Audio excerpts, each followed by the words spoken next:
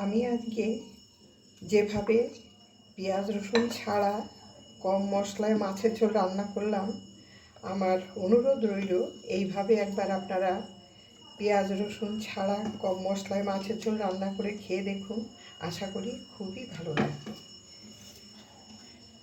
তাহলে এবার আমি শুরু করি কিভাবে রান্না করলাম।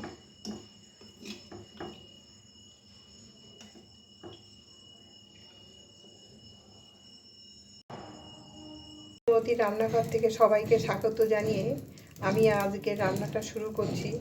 আমি আজকে কাতলা মাছ রান্না করব পেঁয়াজ রসুন ছাড়া। আপনারা ভিডিওটা প্রথম থেকে শেষ অবধি দেখুন আমি কিভাবে রান্না করি।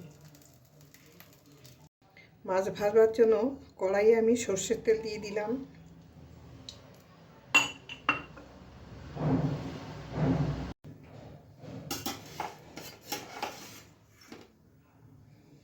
তেল গরম হয়ে গেছে, এবার আমি মাছটা দিয়ে দিলাম।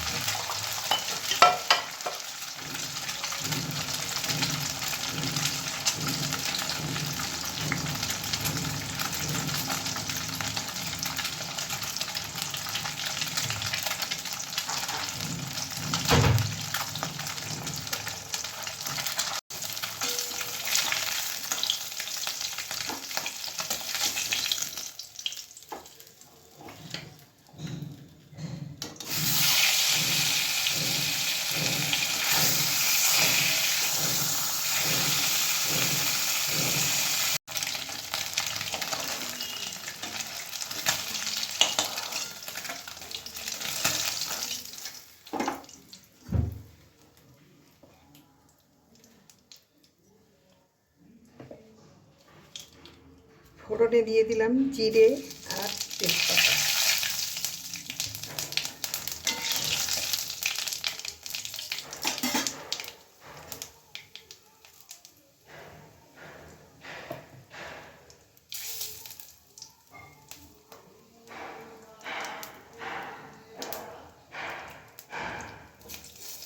দিয়ে দিলাম আলু।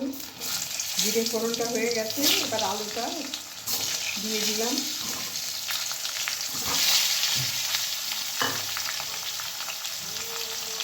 সামান্য নুন,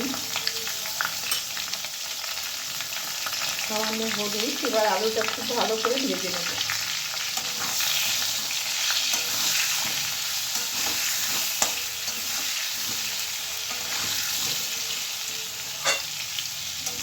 পেঁয়াজ রসুন ছাড়া যখনই আপনারা মাছ রান্না করবেন তখন একটু তেজপাতাটা বেশি দেবেন, দেখবেন মাছের ঝোলের স্বাদটা একদম অন্যরকম হয়ে যাবে।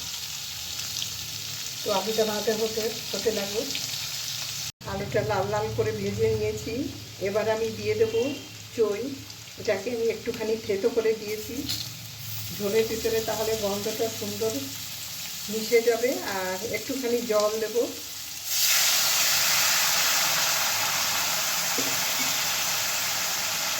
দিয়ে দেবো লঙ্কা গুঁড়ো। আমি 1.5 চামচ মতো লঙ্কা গুঁড়ো দিয়ে দিলাম। আর কোনো মশলাই দেবো না, খুব হালকা মশলা দিয়েই মাছের ঝোলটা রান্না করতে।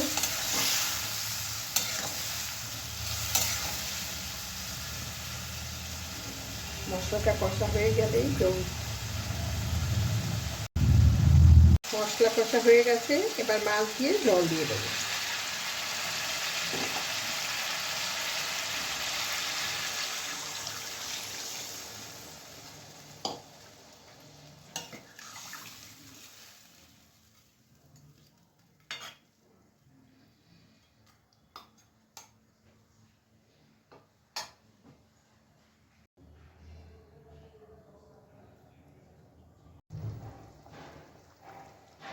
হয়ে গেছে, এবার নামিয়ে নেব।